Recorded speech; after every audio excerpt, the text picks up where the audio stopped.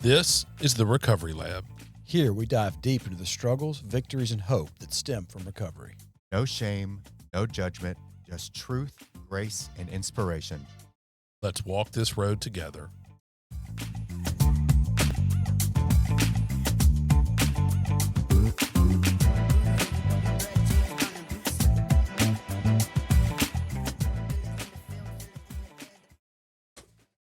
Hey guys, welcome back to Recovery Lab. This is episode 136. We have been hitting the pavement hard in 2026 with some really good guests. I'm Brynn Knox. Who else I got? I'm David Sugg. And I'm Daniel Anderson. And who do we got today, David? Yeah, Kirk. We're still glad you came in to see us today, man. I get to know a lot of folks that you have helped. I mean, I've heard your story a bunch of times, but kind of the cooler thing is to get to meet your legacy. You know, there's a story that surrounds you that you might not even know of the lives you've changed and the things that you've done. And that's how this thing works. So I'm super glad to have you. I haven't got a whole lot of chances to get to know you or to talk to you, but I know a lot of your work. And so I'm really just excited to hear it from the host's mouth. Hear it from the guy who did it. So yeah, thanks for coming in and hanging out in our studio with us. Thanks for having me. Yeah. All right. Well, let's tell your story. I want to tell your story. Should we start in Texas? No, let's start in Mississippi first. Okay. All right.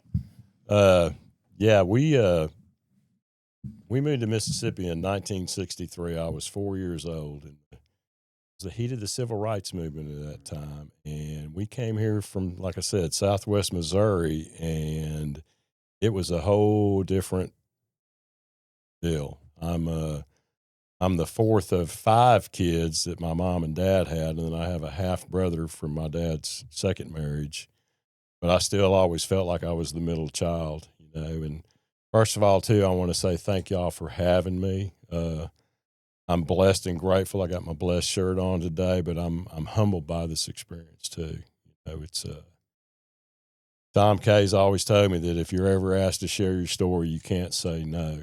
So you never say no. You never say no. Grab it by the horns and you go do the deal. But you know, being the fourth kid, I was always the clown. I was the fixture. You know, I empathized with you Friday night when you told your story because I felt the way you did a lot as a child. I always felt like I didn't fit in. It was almost like life was surreal. It was like I was watching a movie, and I wasn't a part of the cast. I was just watching it all the time. Oh, that's a good way to explain it. You know, I'm a turkey baby. I was born in November 24th, you know, and from the time I can remember my dad talking about it, yeah, you ruined my Thanksgiving for me. I had to go eat on the square in Carthage, Missouri, because you were born on Thanksgiving. I'm like, okay, Dad. You know, my dad was an alcoholic. My mom was a rageaholic.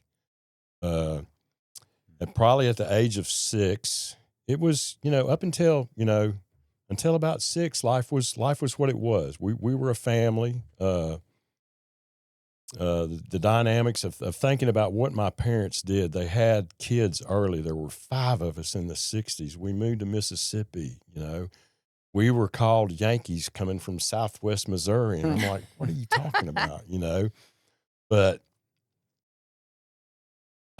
at 6 years old, I mimicked my dad. I looked for pictures today. I got a picture before we left Missouri. I'm sitting there with my dad. He's got a tall boy and a cigarette, and I've got a tall boy and a cigarette. We're both sitting there on the picnic bench. I emulated everything he did. Did you find the picture? No, I didn't find it. I brought some oil field stuff I shared with the guys earlier when I got here. But, you know, he was my hero. He was my dad.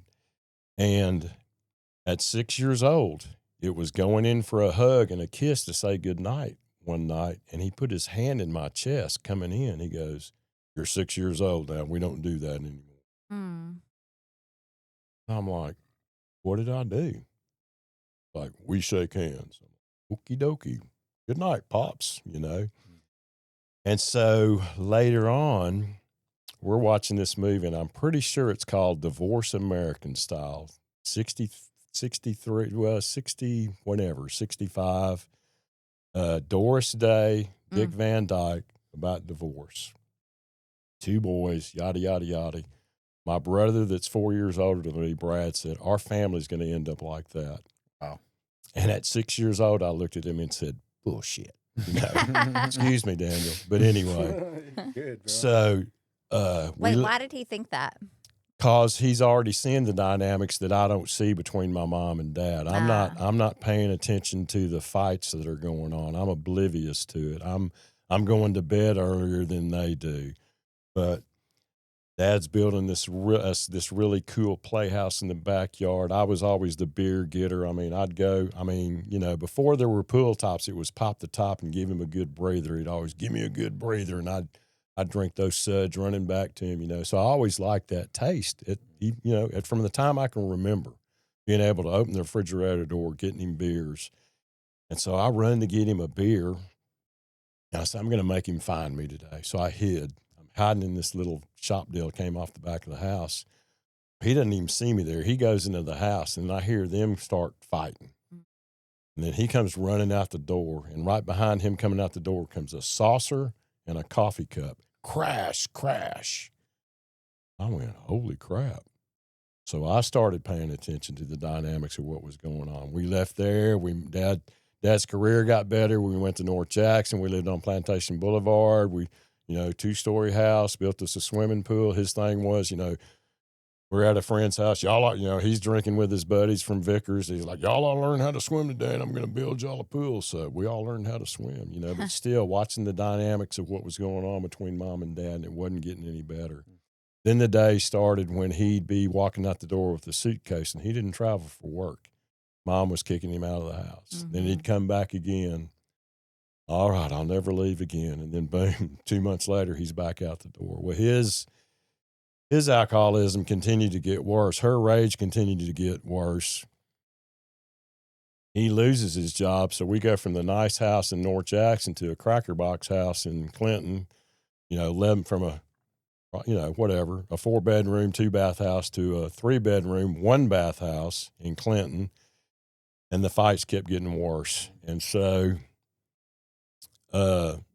they got physical. They were very abusive. My mom was usually the one who started it physically, and Dad wouldn't hold back. But I learned at an early age, if I went in there and threw up, they'd stop fighting.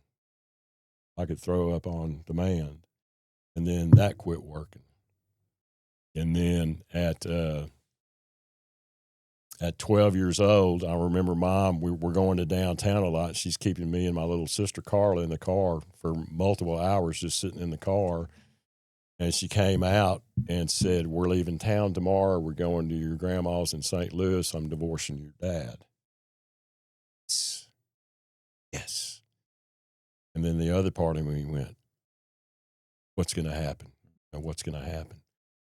And so the divorce goes down. Mom got legal custody of me. We leave Clinton to go to a townhouse near the zoo, which I was like, man, it was already turning into the DMZ in the early 70s. And I'm like, I'm not down with this. And I'm like, I'm going to go live with Dad. So go to live with Dad. And same old stuff, Dad don't know when Dad's going to get home. He gets home. It's, hey, Kate, he called me KT. Kirk Thomas is my name, Hartley. And he'd come home, hey, KT, go to sleep. And then I could go to sleep because I always worried about it. I was the codependent, the Al-Anon, whatever you want to call me, always worrying about my dad. Thought I was taking care of him, but I wasn't doing anything. But, I love the similarities in our stories because at 13, I'm sneaking we're living in Clinton. I'm sneaking into the gym at MC, jumping on the trampoline till all hours of the night because I never knew when Pops was going to get home. So I'd go jump on the trampoline to deal with my anxiety and whatnot. And a college kid came in one night and he's like, how'd you get in here? I said, can't give up my secrets, man. I said, you going to tell on me? He's like, no. And then without missing a beat, he goes, do you know Christ? I said, no, I do not. That's not talked about in our home. Never had been. As a kid, before all that, going to church was like punishment. Yeah. Clean socks, no socks with holes on them, wear a belt. I'm going to inspect you, bop, bop, bop. My dad didn't say this earlier, but he was a Korean War vet, forward observer, terrible job in the Army, probably suffered from post-traumatic stress syndrome, a Bronze Star recipient. You know, he was a warrior for our country and our freedoms, you know, and that haunted him as well. But so, you know, this kid asked me, do you know Christ? I'm like, no, I do not. And he walked me through the steps and I accepted Christ. I'm like, cool, I got God now, you know, and ride my bicycle back home and midnight, no dad, 1 o'clock, no dad, 2 a.m, here he comes, stumbling, bumbling in. I'm like, that didn't work, you know, and that was my conception of it because I had, you know, I just get told by this guy that, you know, you give your life to Christ and bam, everything's going to be great. And I'm like, it ain't great, you know? And so Nothing changed. nothing changed. We go on, Dad and I moved to Tupelo. He gets a great job up there. We lived in an apartment complex.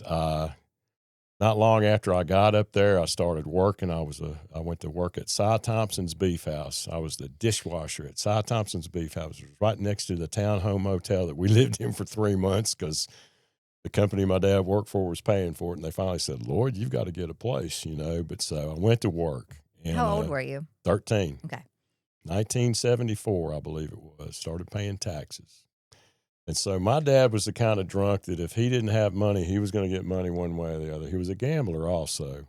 I didn't know that till later on in life. But so I get my first paycheck from Cy Thompson's Beef House, $69. I'm like, Dad, I need to go to the bank.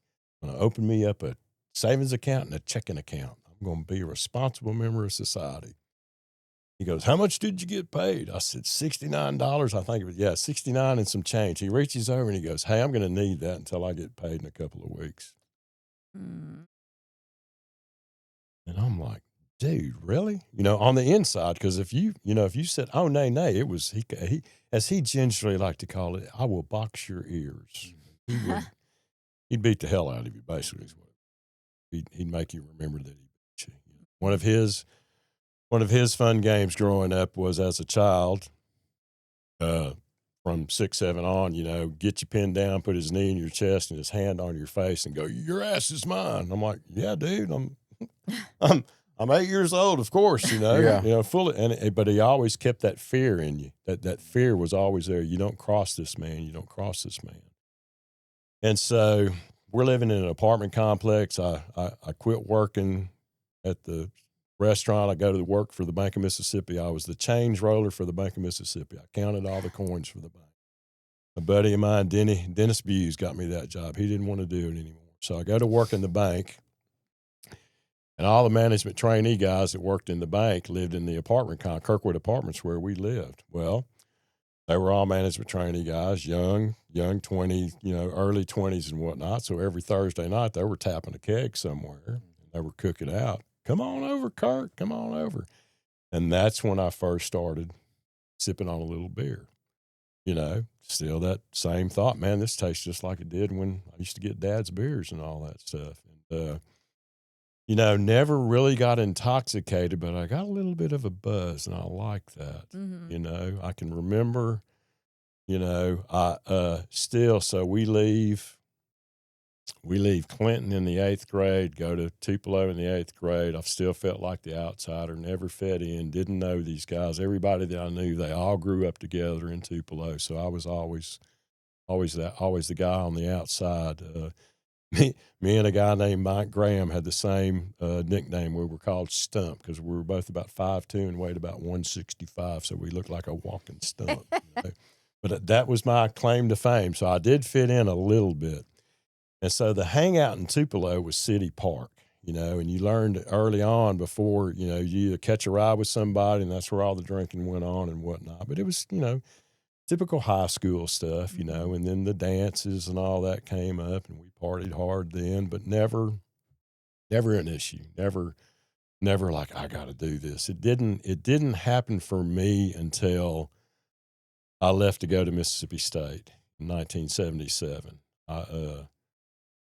Having a November 24th birthday, my mom made the school system let me start school at 5 years old, you know, and so I was always the youngest guy in the class. So I go off to Mississippi State. I'm 17 years old, and I am free. You know, my dad, you know, he helped me he co-signed on my car.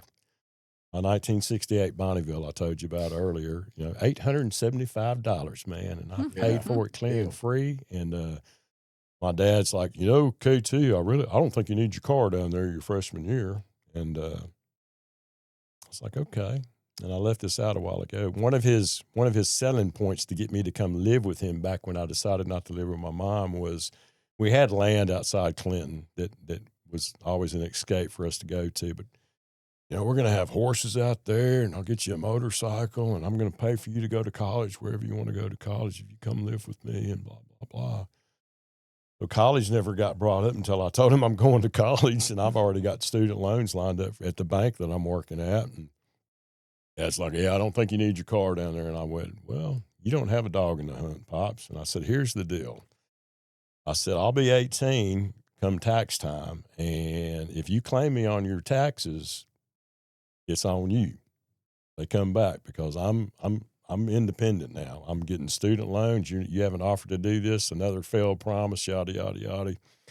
So anyway, go off to state. Typical. What was his reaction to that? He didn't like it, but he took it. Uh-huh. And there's some other story. He'd get angry. His favorite catchphrase would always be, "You're pissing me off." Okay, good.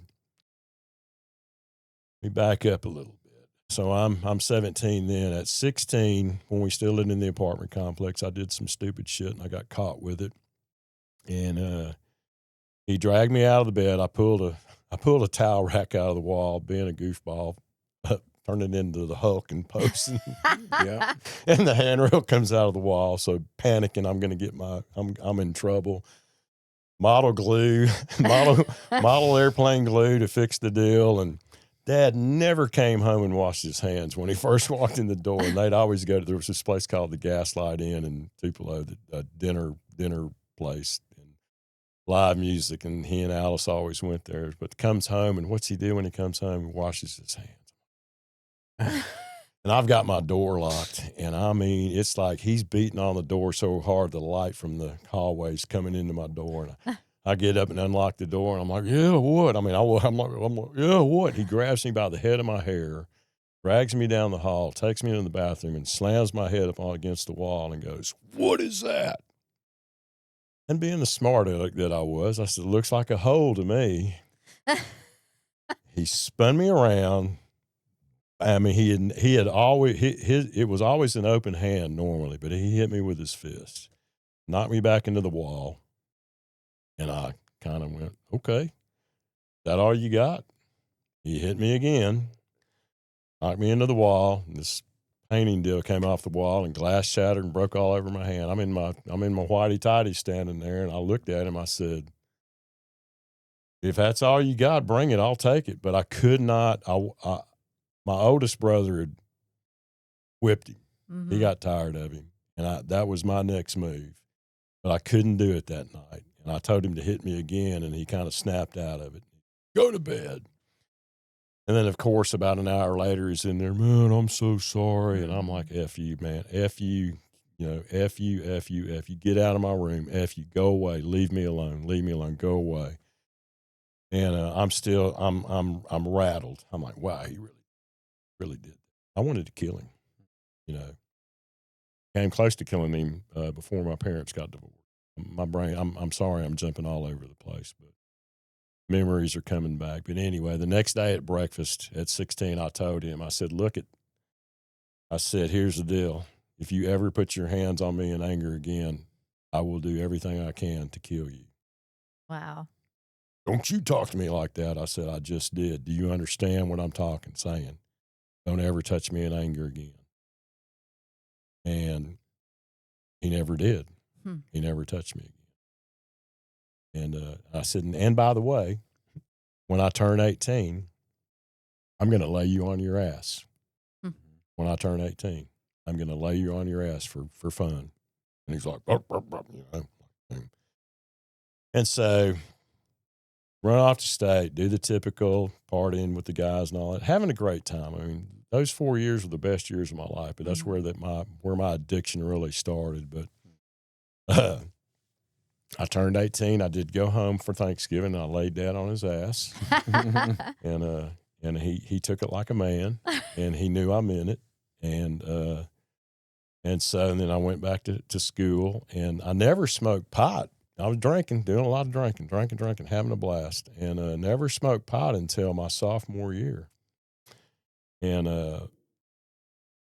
with any drug almost that I did after the first time I smoked pot was, how much does this cost and how much can we get? Mm-hmm. I want quantity. And so, boom, I'm getting high every day. Mm-hmm. Day one. I love it. I love the way it makes me feel. It gets, my inhibitions are gone. I can talk to anybody. Mm-hmm.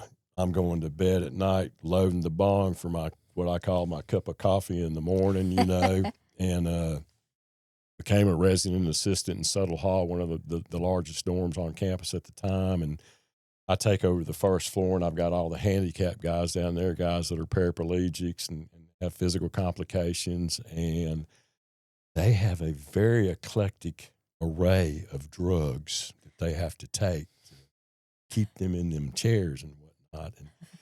And they would swing by and want to get high with me and whatnot. So Kenny Scott lived across the hall from me. He was a kid from Guntown, Mississippi. He fell out of he wrecked his Maverick and broke his back. And Kenny would come over and, let's get high, man. I'm like, all right. So being a resident assistant, I had a private room, and I took the beds and sewed them together and had a king size bed and a really cool headboard and an aquarium and whatnot. So Kenny come over and we'd get high, and I'd put the headphones on and leave him. He'd nod out watching the fish in the aquarium and whatnot.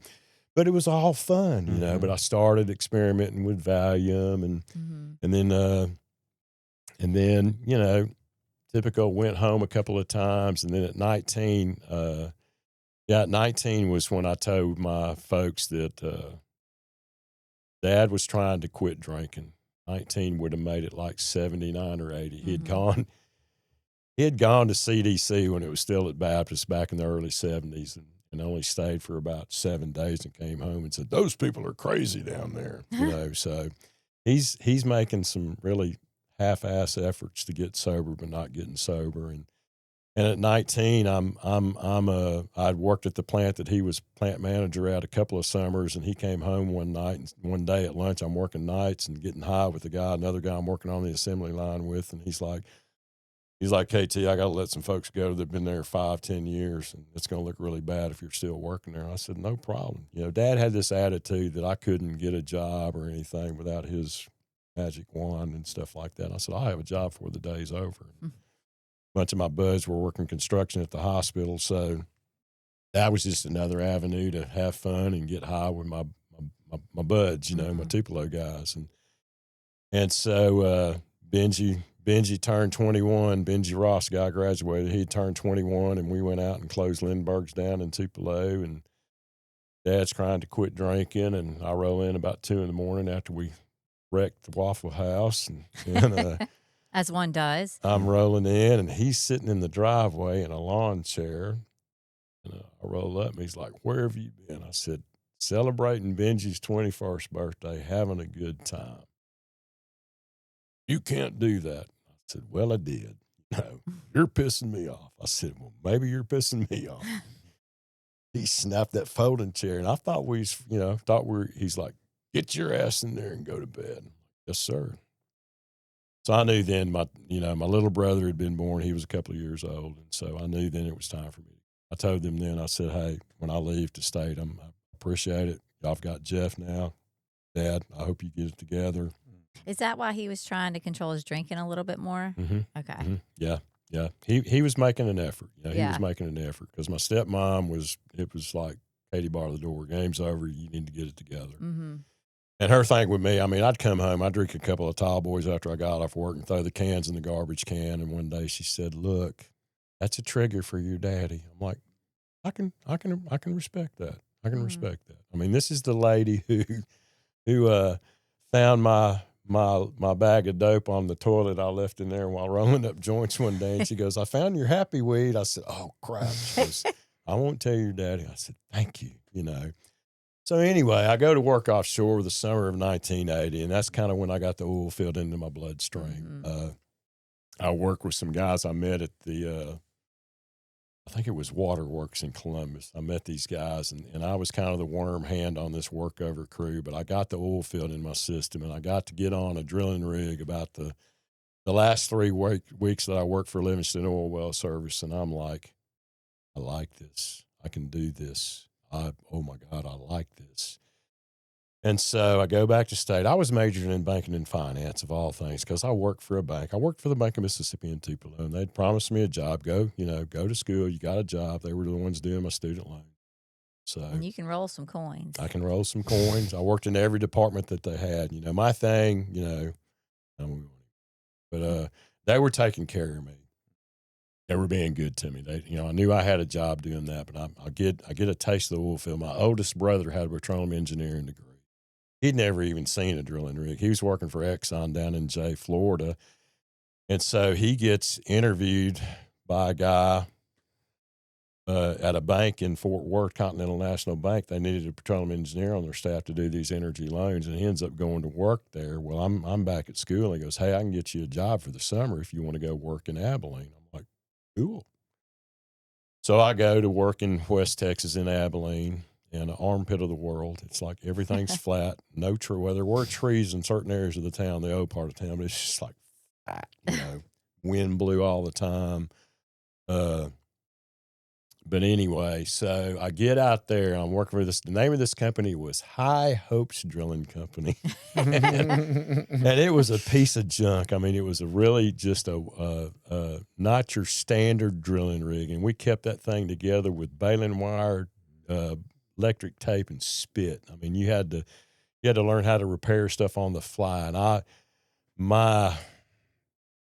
my 6th or 7th day on that rig, we're working out of Bastrop, actually outside Austin, Texas. And my driller at that time, I can see him in my mind. I can't remember what his name was, but he was about 6'4", big old, just a brute, big old red beard and a handlebar mustache, and had a stainless steel hard hat with a Marine Corps insignia on it. And he fired the guy, Fred, of all things, a guy named Fred working derricks. He goes, that guy doesn't have a job anymore. He goes, can you work derricks? I said, man, I can work anything you got. He goes, all right, go get your safety harness on. And before I got ready to climb up the derrick, he said, look, you're probably going to need these because you're going to be up there all night. And he gave me 2 hits of speed. Now, I'd already done some speed, but these were the Christmas trees that had, took a couple of those, and I'm on the monkey board all night working, and I'm looking down there at him going, I want his job. I want to do that. I want to do that. And I stayed in that position for a while, and then they offered me a drilling job. And then on one day, I pissed my tool pusher off, Jeff, pissed him off really bad. He fired me, threatened to whoop my butt, took a swing at me, and I put my foot in his chest and just laughed at me. And then the owner of the company said, hey, Jeff wants to apologize to you. You've still got a job. And and that phone call came after I'd already drank a bottle of mezcal and ate the worm, and I'm feeling pretty good. So I drive across town for Jeff to apologize to me, and he doesn't want to come out the back door. He goes, I'll talk to you through the fence. He goes, if you can be there in the morning, you've still got your job. And I'm like, you know what? We're good, because if you did come out the door, I probably would whip your butt right now. I said, funny, fired, rehired, and I quit. Have a good day. Boom. I already had another job lined up, working. I went to work for some Italians. They were the Giannetti family, the Genco Oil and Gas. And my addiction's getting a little more progressive. In that time period, yeah, that was a picture I meant to bring today, too. The first guy that ever stuck a needle in my arm, Perry J. from Meridian, Mississippi. He came out, and I worked him for a summer. And it was that same day I quit my job at High Hopes Drilling Company. And I hadn't seen a whole lot of blacks in Abilene. Seen a lot of Mexicans, but not a whole lot of blacks. And we live in this old antebellum home, and they had apartments in it on Sales Boulevard. And I hear this knock on the door, and I open the door, and there's this little bitty short black guy there. And I'm like, who are you? He said, my name's Early. I said, well, you're late, I said, what do you want? He goes, and Perry's going, let him in, let him in, let him in. I'm like, all right, come on in. And another guy, Bobby from Meridian, Bobby and I went to state together, and I got him a job out there. He was working with me as well and whatnot. And he told me about Perry being an IV drug user. I'm like, not in my house. That ain't happening here. And so I've killed the mescal. I've eaten the worm. I've quit my job. Early shows up. And he's got Preludes. Good old Preludes were synthetic speed that the larger women got from the doctors. It was a prescription pill, but it was basically methamphetamine. Come down, and it was a pretty good bump. And so anyway, I'm loaded enough that Perry goes, "Hey, look, I know you don't want me to do this, but watch what I do."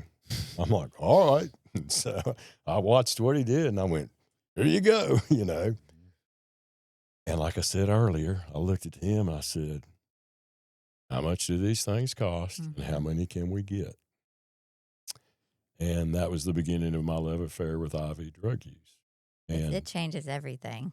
It went from my life I always felt like my life was going at about 75, 80 miles an hour, doing what I did, working in the oil field. I talked about this in a meeting yesterday, that my theme song, my national anthem theme song was Highway to Hell, you know. No stop lines, no stop signs, no speed limits, nobody going to slow me down. And that just went from 80 to 160. And, oh, my God. Yeah. Oh, my God, what have I done? It's on. Yeah. And so my mindset at the time was always, well, if I don't do it, if I don't fix myself, I'm not that bad. Always had somebody bumping me off. And then I got angry at this guy one night because he's too wired for sound and he can't hit me. And he's like, "F you, do it yourself."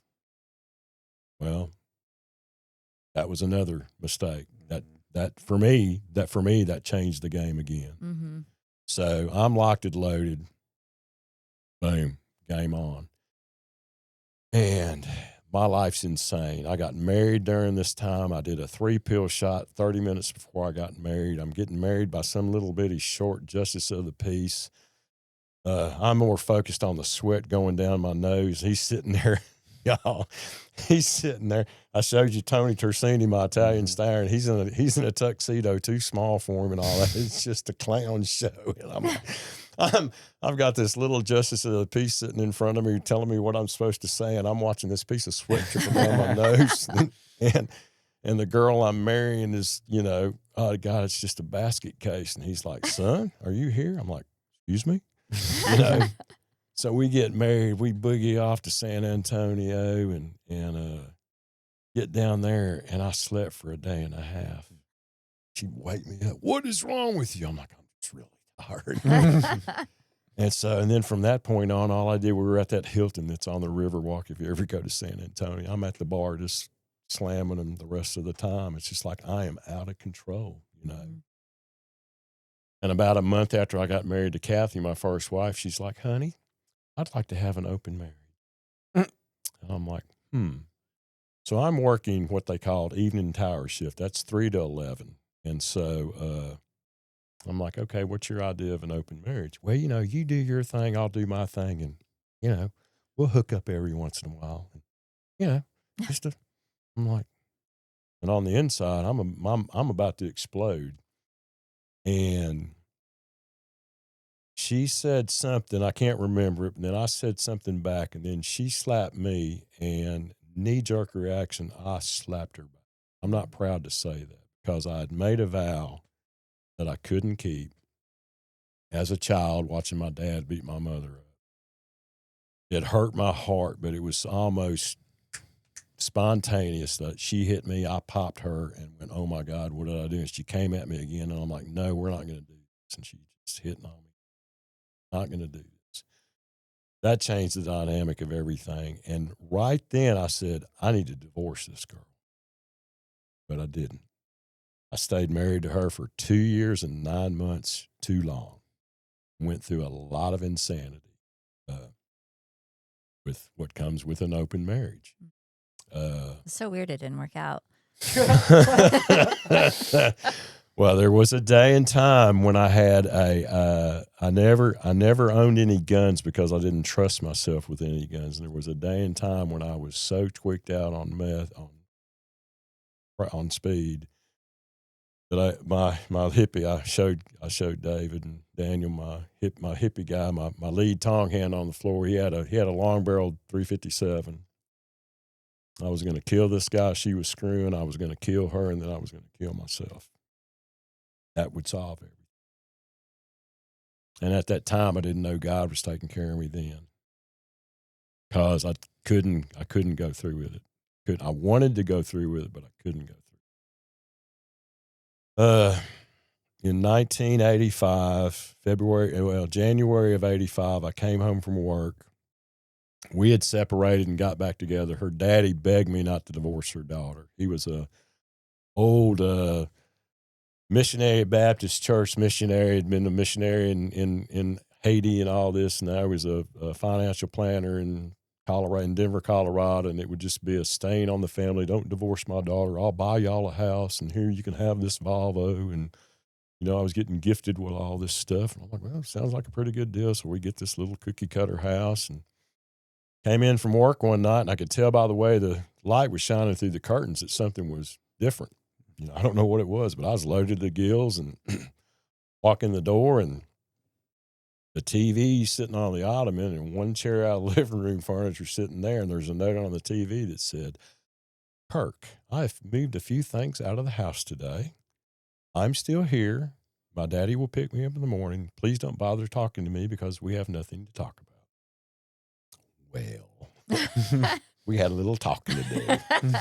And so I kicked the bedroom door down. She made a beeline for the bathroom and locked that door. I kicked that door down. I was watching Full Contact Karate on ESPN at the time. It was that. So I'm doing some Brad Heflin karate kicks, man. I mean, and so she starts throwing bottles and stuff at me. One shatters over this eye. I get cut right here, scratches my face, chunk her across the room. And she didn't make any noise for a minute. And I went, oh God, I hope I didn't kill her, And she got up, and I said, you need to go. You need to go. And so she called the cops. Cops show up. We're all good here. I'm like, look at me, dude. We're good. She's leaving. We're good. And so when she walked out the front door, she looked at me and she said, I never want to hear the least inkling of an echo of your voice ever again. Last thing she never has heard my voice again. That was an amend that was hard to make later on in recovery. But so what do? I met her in a bar. So what do? I go to Graham Central Station and meet my next victim. She's married. She's legally separated and still married with 2 children. So, and they end up moving in, but she was probably the impetus for me ending up getting into treatment. My next door neighbor ended up being my connect for crystal meth. He was a bandito biker guy that was kind of wasn't an active rider anymore. He still had his bike. He got hurt and hit in a car wreck real bad. He was a computer programmer for West Texas Utilities, was his day job, but by night he was the kingpin for West Texas. And the meth came straight from the cook in Arlington and got distributed from Abilene to Odessa to Lubbock.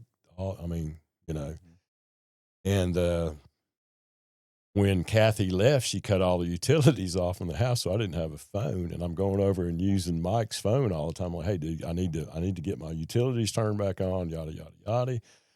I go over one day and said, wrote a big old fatty up. And I'm like, let's see if this guy gets hot. So I go over. I'm like, hey, Mike, you like to get on? He's like, of course. So we smoke a fatty, and we're sitting there drinking a beer. And he goes, you don't know any guys that like to do any crystal meth, do you? And I was like, hello. And so, just deeper and deeper and deeper. And I mean, it tickles me because I never watched Breaking Bad till about 6 months ago. And, I'm like, that was my life. I'm one of them tweakers, But, oh my God, straight from the cook, not walked on, just pure. And it was terrible. I mean, I would do bumps and look down and my chest would be vibrating, and I'm going, oh God, oh God. That was my only time I ever said anything to God. Oh God, oh God. And so August of 85, I am hallucinating from doing too much meth now, not sleeping in. Had a sentinel of it out on the drilling rig. I'd never experienced a blowout, and we had a blowout.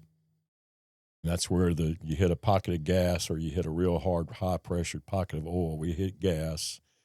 It basically empties your hull of all your drilling fluids, and gas starts coming up out of it. Very dangerous. It could have exploded and killed everybody. My crew takes off running down the road because we're all tweaked. We were high all the time. And my justification back then was, well, I don't drink before I go to work. We worked 3 to 11 every day. When the sun went down, my tool pusher would call on the radio, you boys had your safety meeting today? Today? Yes, sir. We have one at sundown every night. Well, we'd smoke a joint every night and talk about safety. So, we were high all the time. That was just what went with it, 10 foot tall and bulletproof and oil field trash, and damn proud of it, and if one of us got in trouble, we all got in trouble. I mean, fights, stupid stuff, terrible, just terrible behavior. And, I'm hallucinating now after this blowout. My knees are knocking. We get all that done, and my tool pusher's going, man, you did a great job. You did a great job. On the inside, I'm going, oh, my God, I could have died today. Mm-hmm. And so probably 3 days after that, I'm at home. I'm wired for sound. I'm trying to come down. I eat a bunch of Valium. That didn't work. I'm hallucinating. I hear a noise. I'm watching Full Contact Karate on ESPN at 2:30 in the morning, and I hear a noise in my backyard, and I open the back door, and I look up, and literally, y'all, I see a guy on a house behind me with, I called it an elephant gun at the time, and he's looking at me with his binoculars, and he goes, yeah, he just walked out the back door. I can take him out now if you want to. I don't know if and this is as real as it is. And I didn't own a gun, but I had an old World War II bayonet that I still have today. I go inside, get my World War II bayonet, and I walk out in the backyard, and I'm like, bring it on, MFR, And so, this is comical to tell it. I really did it. So I get up on my house. I climb up on the fence, pop up on my house, and I'm like, this guy has not disappeared. I'm like, bring it on, dude. I'm ready. And I hear another noise. I look down the street, and there's a full platoon of SWAT guys coming down the street. I'm like, what did I do? And I fell off the house with a bayonet in my hand. I got back up on the house. Y'all, and then the next thing I remember, I am riding full saddle, cross-legged, on the top of the swing set that I had for the kids, holding on to the jungle gym thing, that bayonet on my lap. The sun's coming up, and Mona walks out the back door and goes, what are you doing? It's like, get back in the house. They'll take you too. And next thing I know, I'm laying on the slide, and she's pouring a pitcher of water on me, saying, we need to talk. I said, okay. We go into the house. I grab the gallon jug of Evan Williams that I had up there, pour me a stiff one, get ready to drink it. She knocks it out of my hand. She takes my gallon, puts it in the sink, and I'm just sitting there watching that thing go bloop. Watching that brown liquor just disappear. I grabbed my truck keys. She's like, what are you doing? I said, I'm going to run down to the store and get a 6-pack. I'm like, I need a drink. She goes, nope, no more. And she goes, you need help. I said, I think you're right. So we go to Hendrick Medical Center. That's where the care unit was. It was called the care unit. They had facilities all over Texas. It was hospital-based treatment centers. So go up there. interview. Yeah, you're a likely candidate. Go down to the financial department. Well, your insurance isn't going to pay. And I'm like, well, if insurance isn't going to pay, I don't guess I'm going to come to treatment. And then he goes, he said something to the effect, I called him a little pencil neck geek, little accountant looking dude, you know, with his little tie and all that. And he goes, well, I guess you're not going to be able to come to treatment then. And I said, there's got to be a way we can work this stuff out. And he's like, no, sir, I don't think so. So being the cocky, arrogant, egotistical guy that I was, I stood up, I put my hands on his desk. I said, well, okay, I hope my death stays on your conscience then. Turned to walk around. He goes, wait a minute, bud. Wait a minute. Come back here. Sit down. Can you sign a promissory note? I'm like, yes, sir. I can sign anything you got. You know, this is, 1985. I think it was like $14,500 for 30 days of treatment or whatever. I signed that promissory note. And then while I was in treatment, Texas state legislature advocated that insurance had to pay for treatment. So anyway, so I'm going to get to go to treatment, and she thinks she's going to leave me there and bring me my stuff and all that. I'm like, oh, no, I gotta talk to Jackie, my tool pusher. I've got to make sure I've got a job if I'm going to go do this. And so I get Jackie to come out to the house, and Jackie was a true Texan. He was about 6'4", old country boy from eastern Texas, and he had a cock eye, so you never knew which eye was looking at you. And he talked really slow, and I was like radar with him off of MASH all the time because I'd be saying what he was saying before he could get it out. We had that kind of a relationship, and I mean, I was good at my job. I'm not bragging. I was a damn good driller. I made our company a lot of money. I was fast at what I did. I was efficient, and the other crews were as well. But we were considered the best crew on the drilling rig. And I just told him, I said, look, I've got a problem with drugs. And he goes, you just got divorced. He goes, I just figured you had a bad problem with divorceitis, and I know you smoke him. He said, I know you smoke him left-handed cigarettes. I said, and I had a long sleeve T-shirt on at the time, and I pulled my sleeves up, and I said, look, I'm a junkie, man. I'm a junkie. And he kind of took a deep breath. Said, I believe his first words were GD, son. And he wasn't much older than me. He said, damn it, and I said, I need help. And I need to know I've got a job if I go do this. I said, because this is all I've got right now. This is my identity. This is who I'm in. This is what I'm good at. And, and all that time, it's a wonder I didn't hurt somebody or kill somebody. Mm-hmm. We had a lot of close calls. I mean, it's a dangerous job. It's a high-risk job. But he said, I'll tell you like this. He said, I don't know if you'll have a drilling job, but you've got a job. He goes, you're a good hand. He goes, you can bank on that. Go get some help. And prior to that, about a year prior to that, before the insanity got really bad, the company I worked for offered to send me back to school because they knew I had majored in banking and finance, and they wanted me to get my finance degree. And so I'm going to Abilene Christian University. I'm 23, 24, and these kids looked like, junior high kids to me, and I had hair down to here, shoulder hair. And I've got to take 6 hours of religion, and I'm taking personnel management and Old Testament. And I'm sitting out at the rig, dry watching, drinking a quart bottle of Budweiser, reading the Old Testament and going, this is wrong. This is wrong, And so that was, kind of the precursor steps for me going to treatment. So I go to treatment, do my intake, a little Hispanic girl does my intake. And, one of the first questions she asked me, she's like, did you know you can get AIDS from shooting drugs, from IV drug use? I'm like, are you kidding me? I'm like, are you kidding me? And Hep C too, right? She's like, of course. I'm like, oh my God. And I said, yes, I do. And that's a fear I have already. Now you've doubled down on me. She goes, well, are you an alcoholic? I said, no, my dad's an alcoholic. I said, I'm a drug addict. I was like, I'm a drug addict. And, well, how often do you drink? I'm like, well, I get up, I take a bong hit, and I get a Budweiser out of the refrigerator after I take a bong. You might be an alcoholic. So You know, so they stick me in detox. They give me a Valium. You know, I'm like, okay, because I'm thinking, you know, I don't know what to think. I don't know what's going to happen. Go to sleep for a day, get up. There's a line at the nurse's station, and I'm like, that's where the drugs are, you know. And so I go get in line, and they're handing out multivitamins and stuff like that. I'm like, and so they're like, you're done. You're going to detox throughout this whole process. You're good.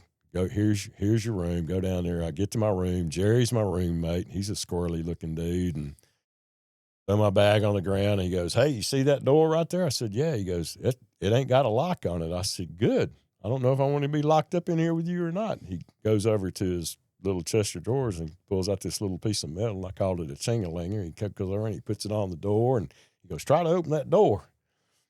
Over there, I grab that door, and I'm like, all right, dude, what's the point? He goes, see that window over there? We're on the 6th floor.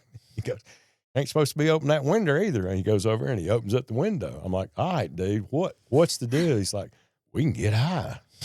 Put a towel in front of the door, we can get high. I'm like, oh my God, you know. That's day 2 of treatment. I'm like, what have I gotten myself into? So, ain't down with that, brother. Put that stuff up. And so I go to my first group, day 3. Virginia was my counselor. She wasn't one of us, and she was a book smart girl, one of them, you know, trained. So we're sitting in group, and I wanted to make an A in treatment, and she's like, so does anybody know what gratitude is? Yeah, I do. It's like, Kirk, what's your idea of what gratitude is? I said, gratitude. I said, that's what you put on your check when you pay your bill at the restaurant with your credit card. And everybody cracked up laughing. And she's like, no, that's not it. Why don't you just hush and listen for a couple of days? And so I did. I listened for a couple of days. I'd nod off all the time. I'm trying to take notes, and you could tell when I'd nod off because my pen had gone like that. And then I started getting these phone calls from a little girl, my little, you know, instant wife and instant family that was living in my house while I'm gone. And she's calling me going, I don't know if I want you to be there, and you need to come home. And I'm kicking a hole in the wall of your house right now, and hear that? Bang, bang, bang. You need to come home. And I'm like, no, I ain't coming home. And so I thought she wanted you to get She did, but I'm already gone, and the life dynamics already changed. Yeah, it was, I'm just as confused as you are right now. So I start taking licks on the payphone and whatnot, and slamming the payphone, and the nurse sees me doing that. She's like, come here. We're going to help you deal with this anger. Put your arm out. Put my arm out. She puts a rubber band on my hand. And I feel like I'm being punished, like I'm in kindergarten again or whatever. She goes, now, when you get angry, you pop yourself with that rubber band. And I'm like, you have lost your effing mind, you know. Pop, pop, you know. My vent was to go to my room and put my feet up on the air conditioning unit and do massive amounts of push-ups. Just massive amounts. I'd pull that rubber band. I'd break that rubber band. Kirk, come get another rubber band. I'm like, God almighty. You know, we'll put on another rubber band. And, you know, about day 6 or so, hey, everybody needs to be in the group room at 6 o'clock. Blah, blah, blah. I get there at 6 o'clock. I'm like, what are we doing? They're like, we're going to an AA meeting. I'm like, a what? Like Alcoholics Anonymous. I'm like, do what? Yeah, we're going to an AA meeting. Now, to my mind, I don't think I've ever heard those words. I've never heard those words. I don't know what that is. And so we go, and so we're in a hospital-based treatment center, so you've got a bag, you're tagged and bagged with your hospital bracelet with your name and information and all that on there. And I walk into it was the open door clubhouse, kind of a miniature Yana. And I walk in, and this cat walks up to him, and he goes, hey, man, how long you been in treatment? I'm like, how do you know I'm in treatment? He goes, oh, dude, you're bagged and tagged, man. I'm like, you know, golly. And I said, I think it's day 6. He goes, you're working on your first step. I'm like, I can walk pretty good. I don't know what you're talking about. You know, I'm a smart ass through and through, you know, and I have no idea what you're talking about. He goes, you'll learn about it. So the meeting gets started, hear more about alcoholism, and hear about the dynamics of what they do, and yada, yada, yada. And then they started reading how it works. And I heard the word God. And my inside voice went, oh, God, God. And then I heard God 4 or 5 more times in that how it works reading. Every time I heard that word God, I went, oh, God, because that God I understood was not good, didn't work. And for lack of a better word, my rebelliousness would not let me let my guard down. I was still 10 foot tall, bulletproof, Billy Badass. You couldn't tell me anything. I wasn't about to tell another man that I was scared, that I didn't know my butt from a hole in the ground, that I don't even know if I want to be sober or clean, as they said in the NA, because I got introduced to NA later, which I got involved with a great deal in my recovery later on. But I let that run me out the door. I had to start my 4-step before they discharged me from treatment, And so, I go into treatment looking like Skeletor. I weighed 159 pounds, sunken jaw.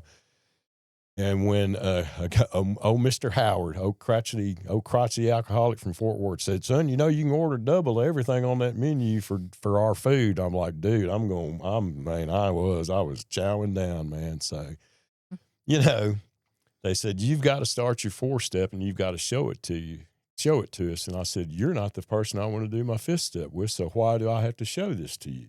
Well, you got to show us that you started it. And that was the only thing keeping me from getting discharged that day, like day 31 or whatever.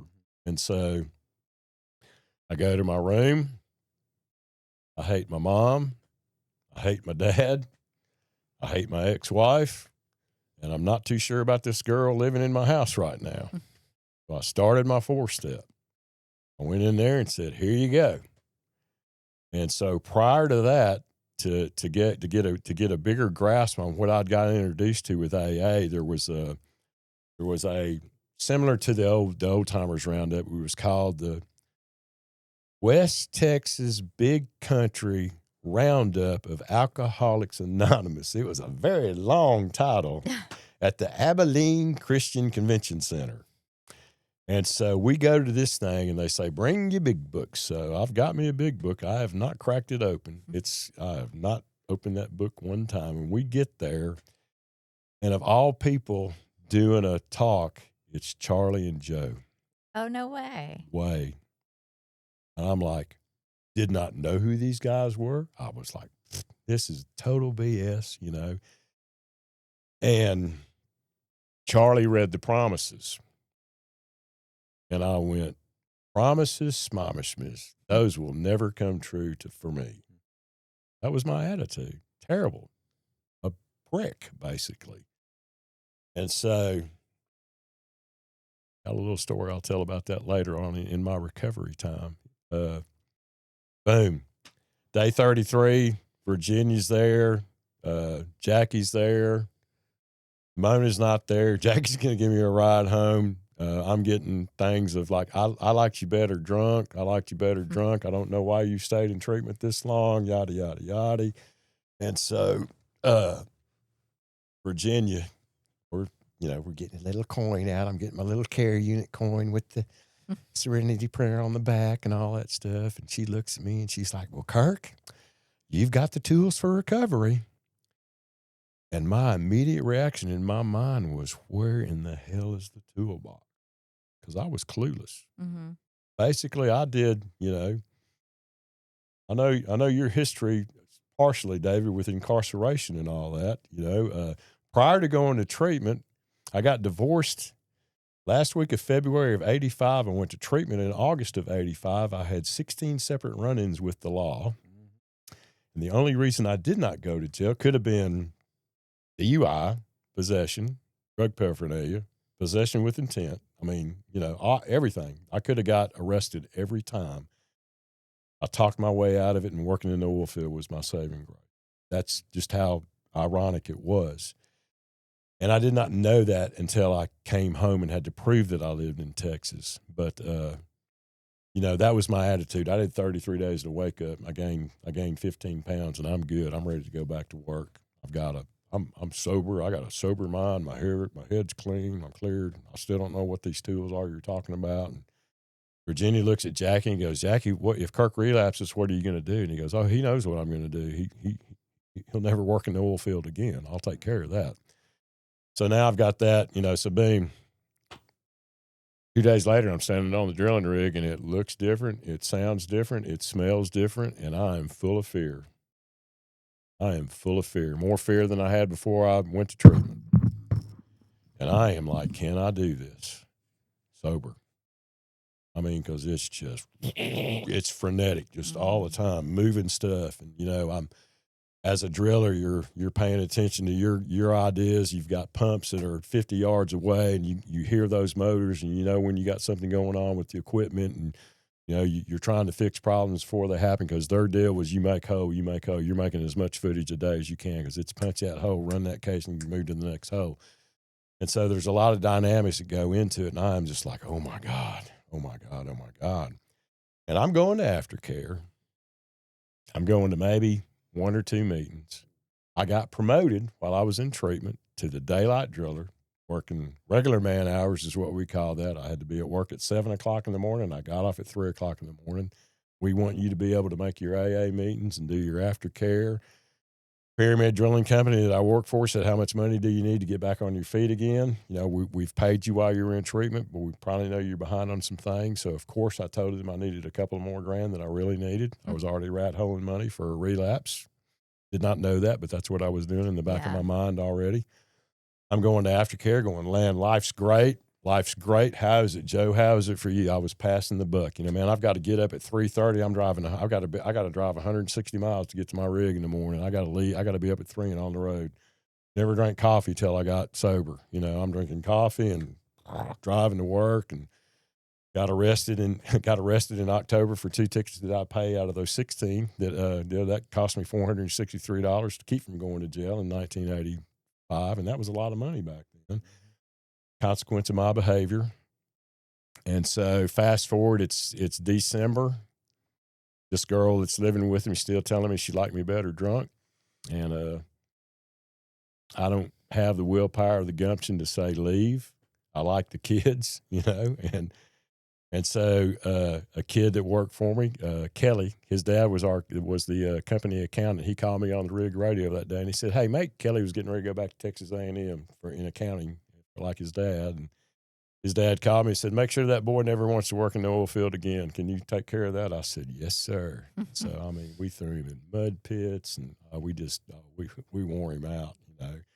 Had a lot of fun with him. He was a good guy. But we're riding home that day, December 23rd of 1985. He's sitting in the back seat. I'm not driving that day, and so I couldn't say, hey, no, y'all can't stop and get beer for the ride home. So I'm drinking a Diet Coke on the way home, and he's sitting in the back seat saying, hey, you going to drink? I'm still going to bars. I'm going to bars, drinking Diet Cokes with cherries in them, and two-stepping and going to, you know, country here, rock and roll over here, and having a good time. And I can't let that go. And he's sitting in the back seat. He's like, he taps me back. He goes, hey, you going to drink Diet Cokes with cherries in them tonight?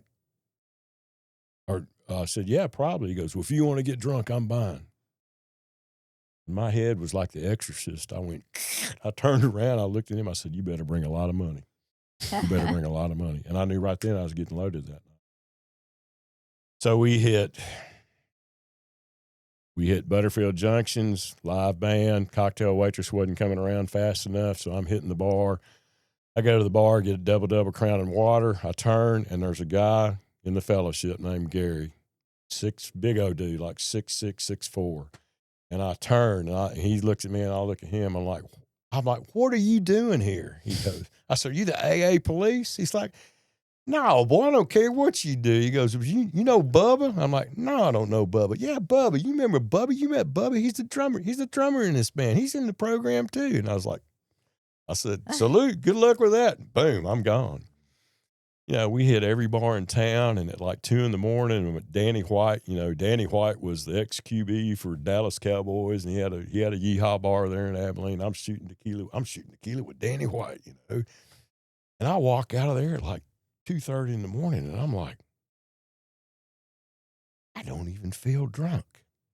And I'm drunker than Cooter Brown, but my brain's telling me I'm not drunk. Mm-hmm. I'm not an alcoholic. They were wrong,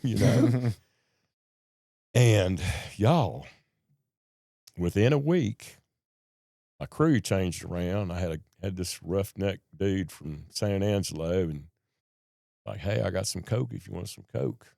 Like, cool. So I snort Coke. I do a couple of grams for a couple of days and snort it. And said, just keep it. I'll tell you when I want it. But when I dropped him off after work, I said, you got any rigs? He said, I do. I said, bring a couple of days. So I slammed a little Coke, did a couple of more grams of that, and was like, I can't do this anymore. I knew. I said, I cannot do IV drugs. Just that. I felt the beast wake up, Mm-hmm. and that was different than the alcohol that I drank. Kept drinking, kept smoking pot. I told my guys, as long as y'all bring it, we'll smoke it, but I ain't buying nothing. That was my deal. And we're going to get high at work. We're bringing it, and so pot finally quit working. So,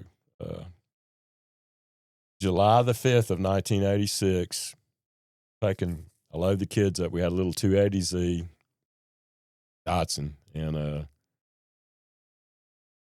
I'd quit drinking in May. I won't tell that story. I probably told too much drunk-a-log anyway already, but I told that story. I go into Kevin's. We're in a trailer park. I leave the kids in the trailer park. And when I've told my story before, people go, trailer park? I'm like, yeah, it was 1986, man. It was okay. It was clean, trailer park. It was a good trailer park. Kids are in the car, go in, smoke a joint, not drinking.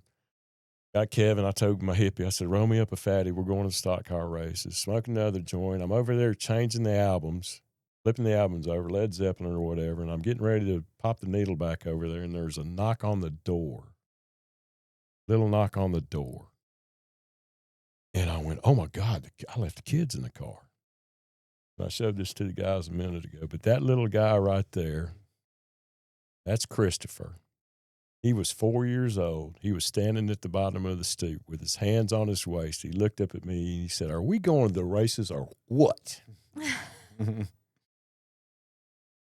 And that moment right there was God doing for me what I could not do for myself. But at that moment, when I looked at him and he said that, I get goosebumps every time I tell this, because this is God. God said, Kirk, you don't have to live this way anymore.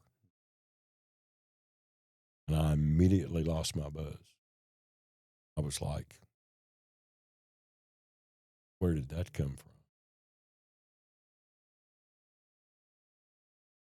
So I opened the door to the trailer, threw the joint to Kevin, and said, I don't think I'm going to need this. And we drove out of that trailer park.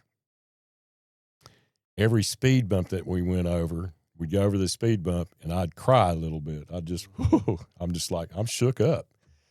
And a little Chastity, little freckled face, cutest little girl, freckled face, blue eyes, had to wear glasses. She's looking at me going, Mr. Kirk. She called me Mr. Kirk. Mr. Kirk, are you okay? I said, I am. And I'm going to be okay. We went to the races. We had a good time.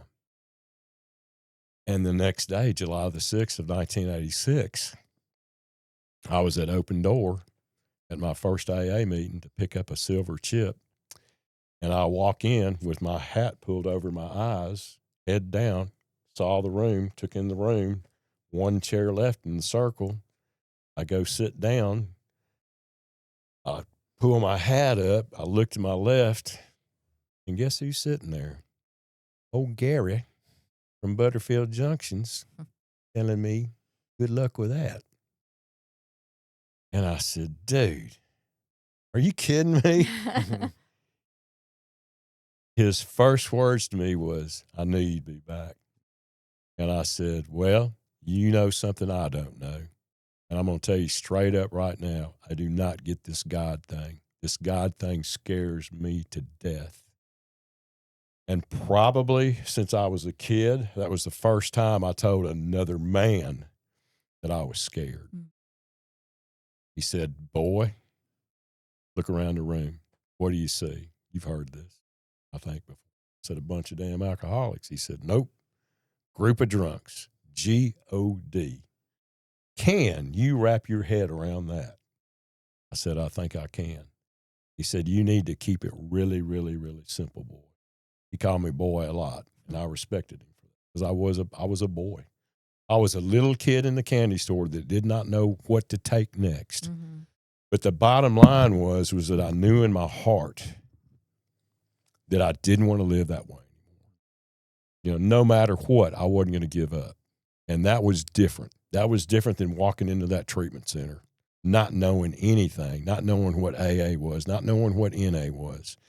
And I was involved in NA too because I needed that connection because back then I go to my next meeting at Grape Street Group. It was a little clubhouse right across the street from Hendrick Medical Center where I went to treatment.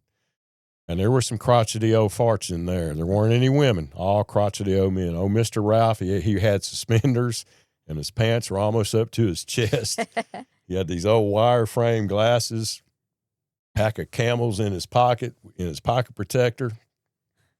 He walked up, put his hands on his hips, and I was 25. I was the youngest guy in there. He said, boy, I probably spilled more than you ever drank. I said, you probably did. I said, I didn't spill too much. I said, but I drank a lot. I said, but how much dope did you shoot? We don't talk about that in here. I said, yes, sir, I know that. I won't bring it up again. I respected that. But I had to go talk about it somewhere, and I did that in NA. So 2 weeks in, so here's the irony in it. So I'm sober now. She's not going to let me use the car to go to meeting. So I'm riding my 10-speed. I'm riding my 10-speed to meetings. The closest meeting to my house was Grape Street by the hospital, about 6 miles away. And I had to go through that part of town where I used to cop Preludes at. And y'all, believe it or not, those folks still knew who I was. So, hey, Kirk, we got what you need. I'm like, I don't think so. Motoring on, baby. And and I'm doing my job. And in 1986, the oil field was kind of getting upside down. It was a real tough time. A lot of companies were going under. And Pyramid Drilling Company, they had 7 rigs. It was family-owned business. They all but guaranteed me a job. You've got a job. You've got a job. I talked to, by that time, Jackie had become the drilling superintendent over all the rigs and kind of like the landman guy on TV that you see today, like Billy Bob plays. And so I talked to Jackie before I talked to Billy, my tool pusher, who I'd been relieving for years. And he and I always butted heads because I lied to him all the time. I mean, I was the guy that would show up to work with a flat tire in my trunk all the time and a speeding ticket in my hand. Late for work, got another ticket, and they're like, screw you, that's the same ticket you had yesterday. It's the same tire. You're right. I'm sorry. Anyway, so I said, dude, I just need to go home, get at least a month under my belt, or at least 2 weeks. I need to get away. I just need to breathe. I need to get away from the insanity. I need to get away from her. Help me get a place to live. Just let me get away and rest a little bit. And, I was not only physically, spiritually, but financially bankrupt, all three. I had enough money to buy a one-way ticket, which was like $79 to Jackson, Mississippi on the Greyhound. I had like $85 to my name. I had $5 in my pocket when I got off the bus, July the 20th, 1986. I've been sober for 2 weeks. My stepdad picked me up at the old Greyhound station. And on the way home, I said, Jason, I don't know how you and Mom feel about this, but I need a car to be able to make meetings. He goes, you and your mama, we'll talk about that when we get home. And so get home, and I'm like, I need a car. I had already grabbed the phone book. I found out where the next NA meeting was and had I'm going. If I have to hitchhike, I'm going, and that was a crazy ride home. But before I left Abilene, the day I quit my job and was like, oh my God, what did I do? I just quit my job. I called Steve, who was on the top of the list in my NA basic text. I said, dude, I just quit my job. Okay. You feel like getting loaded? I said, no. He goes, okay, good. What are you going to do? I said, I'm fixing to get on a bus and go to Mississippi. He goes, well, good. Get on the bus and go to Mississippi. He said, "You got your basic text?" He says, "I do." He says, "You got your big book?" Because he was a dual guy too. A lot of folks did both. It wasn't frowned upon back then. Kind of, it's weird. It was just weird, He goes, "Hey, read page 63 every day. Read that third step prayer every day until you can memorize it, whether you mean it or not. Say it until you say it until you mean it, and say it. Read it. Read page 86 through 88 every day. Read it. Read page 449 as it used to be, not 417. Read acceptance every day. Read it until you can read along with it. Make that party." He goes, "Whether you realize it or not, you're laying you're laying the foundation for your recovery right now." I said, "Well, I don't know how long I'm going to be in Mississippi." He goes, "You may not ever come back here." He said, "Keep laying your foundation for recovery." I got home. I talked to my parents about needing a car. I'm 26 years old, and they're like, "You got to be home at 10 o'clock." I'm like, "Okay, yes, ma'am. I'm sleeping on your couch, yes, ma'am." And I slept on her couch for about 6 weeks, and ended up they had a sign business. We had a family owned sign business, signage. My stepdad was a journeyman sign painter. I mean, he could call what you put the whoop on it. I mean, he was a very talented artist and a very talented sign painter. And my mom was as well. And I started coating out boards for $175 a week. So here I am making bank in the oil field to going, I'm making $175 a week. And so, ended up meeting a guy named Mike and a guy named Joe. And 6 weeks after sleeping on my mom's couch, we got a little house right around the corner from where she lived in Ridgeland on West Jackson Street, and a little old green house that this lady had birthed her children in. A conventional foundation home, and the house had shifted so much our cat could go in and out the back door without opening the door. There's such a gap there. But rent was $300 a month, and I could afford that. But only $100 out of my pocket with my 2 roommates.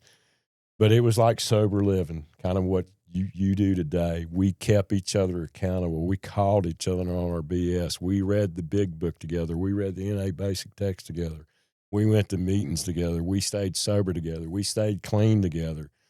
At one time, we held the record for pizza delivery from Pizza Hut at our house in Ridgeland, Mississippi. And so, we had Super Bowl, recovery Super Bowl parties at our house. We had college football game.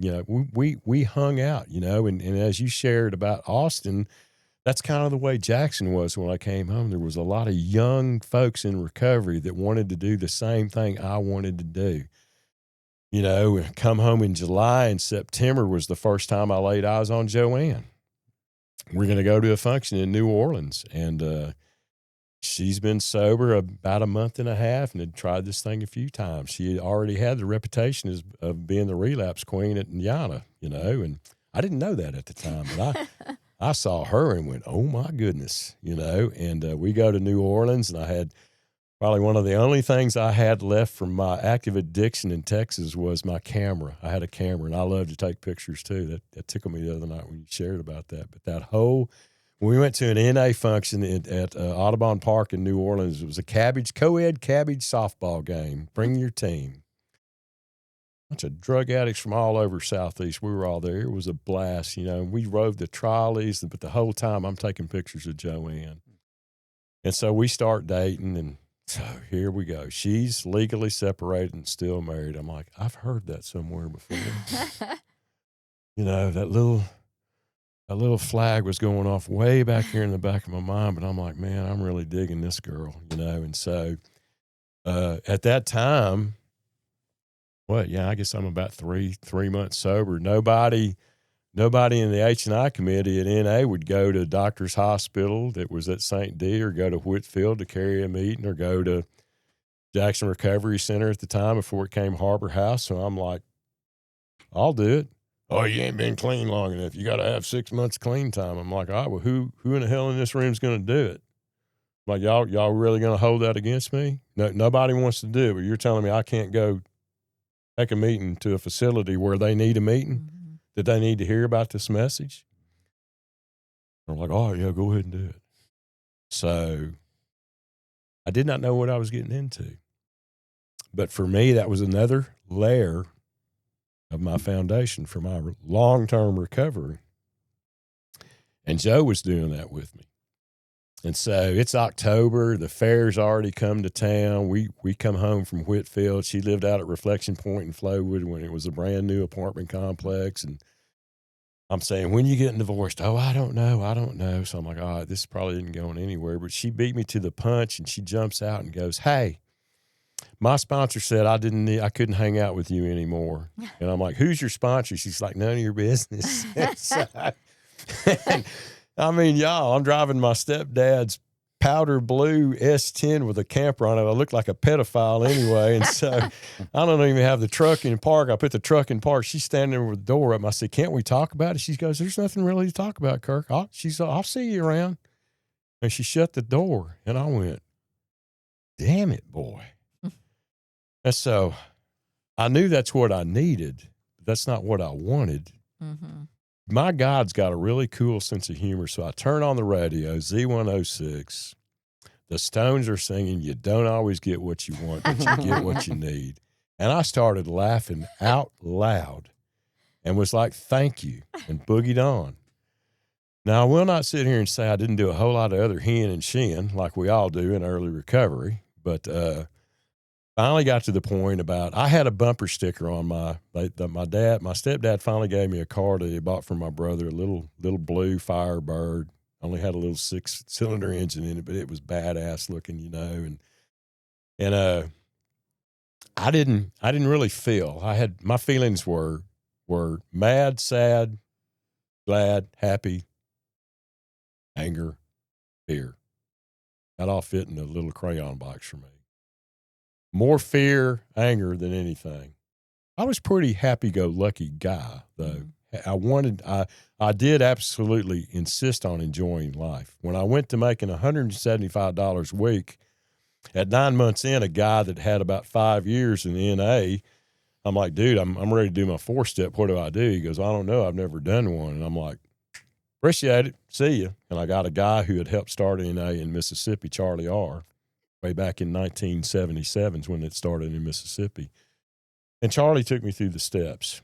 We were painstaking about going through those, and I did. And took me a minute to do my 5th step, almost a year and a half to do my 4-step. It's so ironic enough that I take that back. About 14 months, I was done. The World Convention of Narcotics Anonymous was in New Orleans in 1987. So, Charlie, I was done with my 4-step. I was going to find somebody at the convention that didn't speak English, and I was going to do my 5th step with them. I was still kind of hung up on that. Oh, God, hey, God, I know you know all this, but, man, I don't want to tell another person what I've done. And Charlie thought that was comical. You know, this is back in the day when no pagers yet, no cell phones. Everybody had an answer machine. When I left the house, I had at least $1 in my pocket for the payphone, and I always had a cup holder full of them in my car. My books were always in my car because I had all my phone numbers in my NA book and my big book. I had my phone numbers were in there. And I'd always call Charlie first. Usually he worked. He was responsible. So I'd go to the answer machine. I knew I'd talk to him or see him at a meeting later, and I'd call the next person on the list. And a lot of times just taking that action took me out of where I was at that time. Or I'd zip by Yana, you know, a lot of people don't know that 4801 originated at 4801 State Street. That's where it came from. Really? That was the address for 4801 in a little business complex. We were upstairs in an L-shaped room, and that was an awesome meeting. You know, when you got your 1 year at 4801, you got your own dadgum coffee cup. And you could make the newcomer wash it out for you. I love that. And watch them clean the ashtrays after the meeting too. But, you know, continuing to lay the base for my recovery. Told Charlie I wanted to do my 5th step. He goes, all right, I'll hook you up with a priest. I'm like, no, that ain't happening. I can't even go down that avenue right now. That scares me worse than anything. And I said, I want to do it with you. He goes, well, that's all you had to say. So suited up, showed up with my notebook and got over to his house and grabbed my book, opened it up, and he took it out of my hand. He threw it on the coffee table, and he said, "Tell me your life story from the time you remember feeling. Because that's everything you got written in that book right now." I said, "You're right." So about 5.5, 6 hours later, after a lot of crying,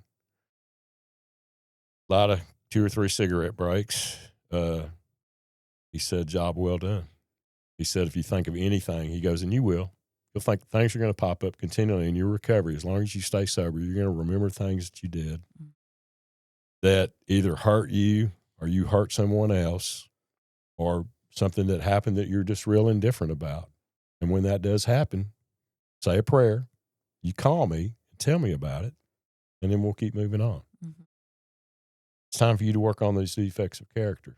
Because my defects of character, I always, when I share this in a meeting, like I said a minute ago, I had about 8 feelings, which were all could be character defects at the time. My defects of character at the time that I wanted to identify could fit in a 12-pack crayon box. I got a box today that still has about 164 of them in there. Every primary color, is broken down into a different shade of blue or yellow or green or black or whatever. And mine has that sharpener in it that I can sharpen that crayon. That, I talked to one of my sponsees today when I was out walking, and he told me about losing his marbles at work last night. And I said, "Okay, well, what was your part in that?" I said, "Trust me, brother, it's going to take a long time for that to go away." I said, "Anger and rage were my best friend for a long, long time, even in my recovery. And I hurt a lot of people. I hurt myself a lot, My Joanne and I ended up regrouping. We did what every normal couple does. We got pregnant first. And, I do not say this proudly, but I'd paid for one abortion in early recovery, and I would not do that again. It was on the wishes of the other person, and that hurt. That was something I had to talk about, that I had to write about, that I had to let go of. And she didn't want to do that, and I didn't want to do that. And I said, "Will you marry me?" And we got married on April Fool's Day in 1989. couple of little fools. And so that child, we both still stayed really involved. We're real involved. It was like, typical go to meetings together. We never sat together. She had her little group of girls. She helped a lot of women, and I sporadically helped guys, but I was a part of the group. I was a member of the group. I was an active member. I never turned my back on anyone, so to speak. I wasn't sure how to do that yet. I was still trying to get through the steps myself. And so 2 weeks prior to due date, I started my career at Copac in 1988. It's a funny story. I was a self-employed sign painter. Hey, Kirk. Yeah. Hold on 2 seconds. We might have to do a part 2. Okay, I'm sorry. No, I'm like loving every minute of this. I have a meeting at Hartfield at 3, which is why I needed to start at 1 today. And I literally just looked at the clock. We have so much left to talk about, though. I might be able to encap. Well, I don't know. No, I want to like give it time. Can we do a part 2? Yeah. Would you be willing to do a part 2? Sure. Because I want to talk about your dad. I want to talk about you going through that. I want to talk about all that. But I have to show up for Jax. I understand. Yes, you do. Yeah. So wait, will y'all schedule that? Yeah, we'll get it done. Okay, Yeah. I'm about to haul booty out of here. Okay. This is so good. I want to keep going. Okay, I've got to show up for him. No worries. Please schedule it. I will. You're the best. All right. We will see you we'll see you next week.